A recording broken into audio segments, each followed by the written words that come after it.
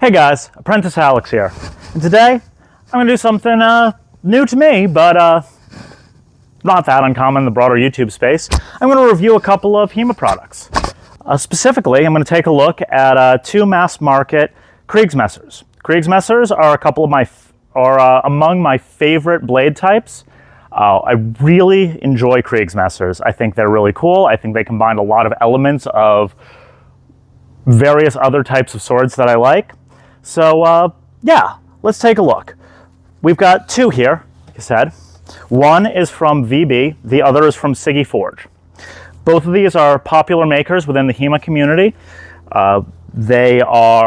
VB is considered more of a entry-level economy option, while Siggi Forge is considered a little more high-end, little more, I'm not going to say like expert level, absolute top of the market, but they're up there. Anyway, let's start with the VB. So this is the VB Kriegsmesser. I really like this product. I'm going to say that right off the bat. I think that the way that it balances is really nice. It's just about 4.5, 5 fingers from the crossguard. And having handled a number of historical pieces, that's a really accurate historical balance. It wants to cut, it wants to go through the motions, but it doesn't drag you along with it. It doesn't pull you into the motion and force you to overextend and punish you for trying to pull back and recover a missed or a imperfect attack. I think that it really moves nicely through the motions that you might be going through as a Kriegsmesser. I even think that it thrusts pretty nicely. I really do like this blade a lot. It feels nice. It's got a good flex to it. I think the weight is good. I think that in an ideal world, making it a little bit lighter would be ideal, but having handled, again, some historical examples, unfortunately, I can't show you because I had to sign paperwork saying I wouldn't. The piece that is the closest to this historically that I handled.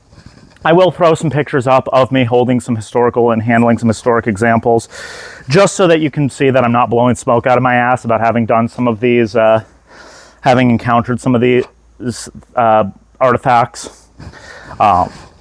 Anyway, this thing I think is really nicely designed. It's got a distal taper to it that gives it a nice flex near the tip, so it's not going to be too stiff if somebody does throw a thrust with it. Which, you know, Messer, definitely more of a cutting weapon, but it doesn't mean you can't thrust with it either. Any of these kind of curved blades are going to be more ideal for cutting than they are for thrusting, but it doesn't mean that you can't thrust with them. And in fact, there are some there are some thrusting techniques that you can use the curvature of the blade to change the angle of approach versus the angle of landing. Anyway, one thing that I really like about this is that they've taken the time to add this kind of octagonal beveling to the guard here. They haven't just left it like a rounded square. It makes it really comfortable in the hand to me, whether you are holding it with barehanded or with a gauntlet / glove on it. I will say that hopefully you guys can see this. I'm going to try to make it. But you can notice that this is a bit more of an economy option where you've got things like shims on the guard, and there's a little bit of gapping that's just kind of filled with glues and epoxies on the slabs. It's a little more munitions grade, but it all fits nice. Nothing rattles, nothing jiggles, nothing shakes, and this thing has taken quite a bit of abuse at the club. Forte Swordplay, link down below. Check out our head instructor Jeff's videos and some of the HEMA interpretations. He's got some really cool ideas on some of that stuff. But that is, I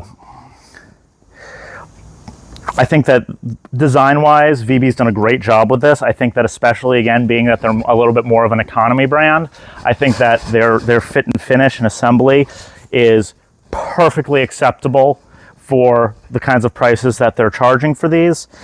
And we'll throw some specs up on the screen here because I don't have them committed to memory, but they're we'll get them in there. Things like weight, exact length, all of that.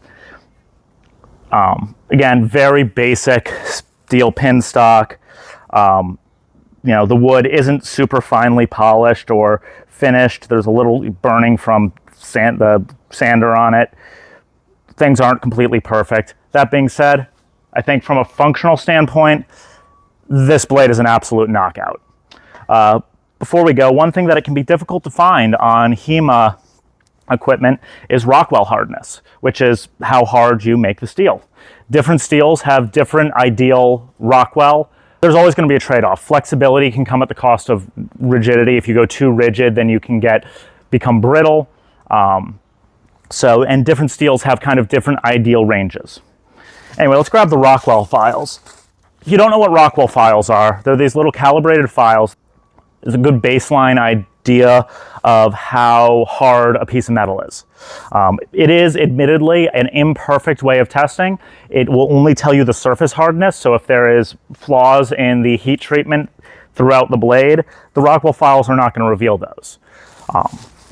That being said, let's find out what these guys are going. So this is a 50 Rockwell file. I'm going to try to get close to my mic here so that you can hear it. And that skates off of the VB no problem. So you hear that kind of glassy sound. That's the sound of the file skating. If the file is harder than the blade, the file will bite. And that's what these Rockwell files are for. All right. And we have 55, and it's still skating. It bites a tiny bit here and there, so it's probably around the 55 point. We'll grab the 60 here, see how that goes. I don't know if you can hear that difference there, but I can definitely feel it. That's starting to bite at the 60 Rockwell file. So that tells us about what the hardness of this blade is. It's somewhere between 55 and 60 Rockwell. And I think that's actually really good for something like this. I would consider that acceptable on a sharp as well. Like this will take an edge, absolutely. If you wanted to turn a HEMA tool into a HEMA blunt or fetter into a sharp, this would absolutely take an edge. I think VB knocked it out of the park with this. This blade has been through a bunch of abuse at the club, and it is held up really nicely. Another thing I want to note is that the wood that they used, this hilt has taken some beatings. It has not splintered. I don't know of anybody in the club who has gotten a splinter off of these wooden slabs. And again, great job, VB. Knocked it out of the park with this Kriegsmesser. Now we're going to move over to Siggi Forge. Siggi Forge is a little bit more of a high-end maker. They are definitely a price bracket up from the VB. And right off the bat, this is a heavier blade. I think that it is a little bit too forward heavy to me personally, both from how I like a blade to handle and from handling historical examples. I also think from an ergonomic design perspective, this doesn't have that angling. They just kind of rounded off the squares on the slabs, and it's not as comfortable in the hand to me. Admittedly, I do find that the Siggi does feel really good with a gauntlet or a heavy HEMA glove on, but it is overall I think the VB is more comfortable. That being said, you do get something for your extra money with the Siggi. Huge example of this is you can see that the pommel is inset into the slabs are inset into the pommel. That's really nice to see. The fit and finish is tighter. They've really mated things up nicely. There is still a little gapping on the inside here, but it's much more symmetric and it doesn't need shims to stay completely intact. So from that, I do think that there is something. Also, the hollow copper pins as opposed to the simple, probably just piano wire, honestly, in the VB. There is a more premium element to this product that reflects its higher price bracket. However, one knock against it that I will give is that this did splinter, and I actually received a pretty nasty splinter on this, putting it away after sparring with it, not noticing that there had been that bit of a split there. So it could just be a materials thing where the wood that they used happened to be a little bit more splintery, or it was different sealing method. I don't necessarily, with organic materials, there's so much uncertainty, so I don't necessarily consider that a knock against Siggi, just a knock against this particular blade. There's also more time and effort put into adding a little bit of like tooling and some aesthetic flair to this crossguard. It's a little bit more, there's some more decorative element to it. It's not just pure simple function. But overall, I like the way the VB handles a lot more. This one really kind of comes into that, it drags me a little bit as I'm working into the cut. It doesn't move as fluidly, it's a little heavier. The crossguard is longer. Some people might prefer that, some people might dislike it. I like a little bit of a narrower crossguard. Personally, I find it's easier to manipulate the blade with a crossguard, and that the extra crossguard doesn't offer, to me at least, enough benefit.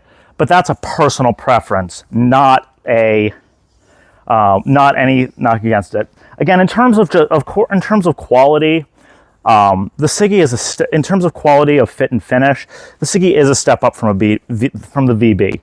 However, from a wieldability standpoint, I personally prefer the VB. If I was going to be spending my own money on one of these Kriegsmessers, I would 100% go with the VB. And I think, to me personally, the VB is the benchmark for whenever I make when I do a hand-forged HEMA Kriegsmesser, which is on the docket. The VB is going to be my point of reference for that, 100%.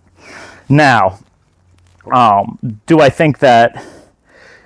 Now, the other thing that I want to say is I want to make it clear, that's not a knock against Siggi Forge necessarily at all. I've handled other Siggi products that I absolutely adore. They do make some of my favorite kind of mass market HEMA blades in the market. The Siggi King, their true longsword profiled fetter, love it to death. I am a huge fan of them. I just think that personally, their Kriegsmesser is not what I'm looking for in a Kriegsmesser. However, I also don't think that it's not worth the additional money compared to the VB, because you are getting a more aesthetic piece. You are getting a piece with a higher level of fit and finish put on it. You are getting something that there's clearly more time and material attention going.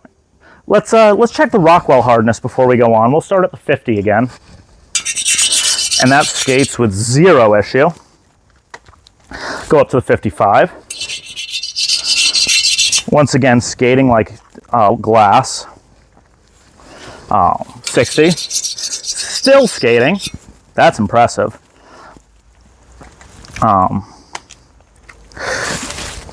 And finally the 65, which is the hardest Rockwell file I have. And it is still skating. This is harder than 65. This would not just take an edge. This would take a superb edge. The fact that this thing has held up to sparring has some level of flex to it, even if I think it's a little stiff for most HEMA kit. Still has that flex to it. And it has over a 65 Rockwell hardness. That's incredible. Again, talking about what you're getting for your additional money with the Siggi, that metallurgy is superb. Nothing against the VB's metallurgy. Like, it's completely acceptable for what we do. It's right in there. But the Siggi is, I am really genuinely impressed with the Siggi Forge. The fact that they can make something that can hold up to sparring and is over 65 Rockwell hardness. That's truly impressive. I think they might be using ADCR V2. I am not sure, but again, I'll throw some specs up here.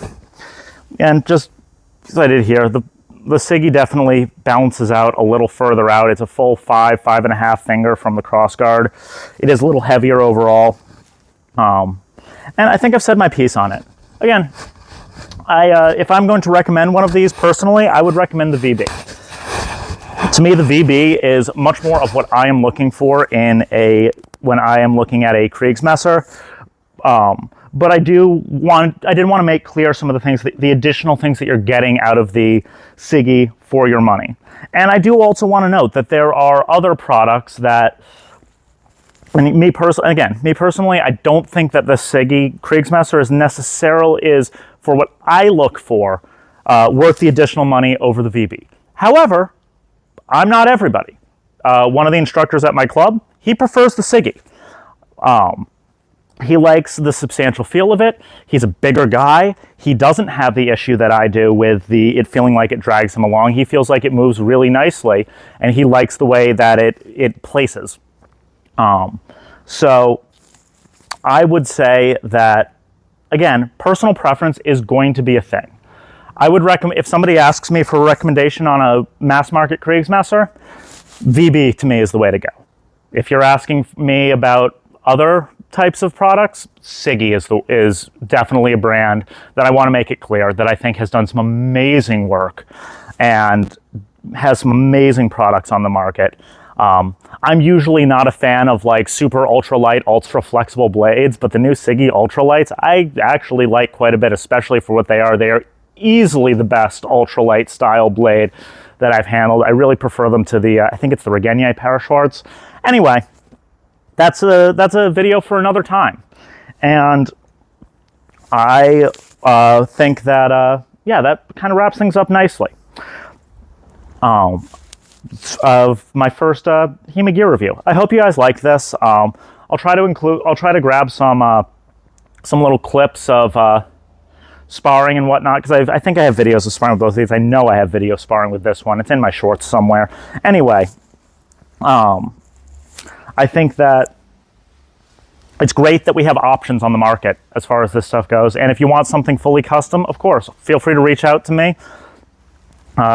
You know, Apprentice Alex, I can make you something, if you don't like either of these options, that's completely custom.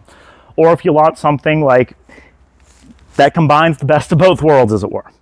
Anyway, thanks for watching. Don't forget to like, comment, subscribe. And one last thing, I'm going to throw a link down below to my friend John Norwood of Old Hickory Forge's channel, and if it's still running, his GoFundMe. His shop, he lost everything in the recent storms in North Carolina. He's a terrific guy, a terrific smith, and I want to do any little bit that I can to head people to help him out in this time of trouble for him.